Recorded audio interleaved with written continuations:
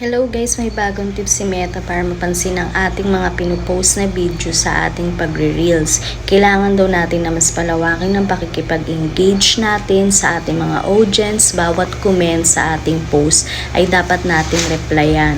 Huwag po tayong tamad na makipag-engage dahil dun sa pakikipag-engage natin sa mga kapwa natin content creator, mas lalong kinakalat ni Meta ang ating mga video. At ito ang una niyang tips sa atin. Number 1, make and up with real stories and live videos to connect with your audience in different ways. Number 2, create original content for the most distribution. Number 3, comment on the other creators' content to show support and build community.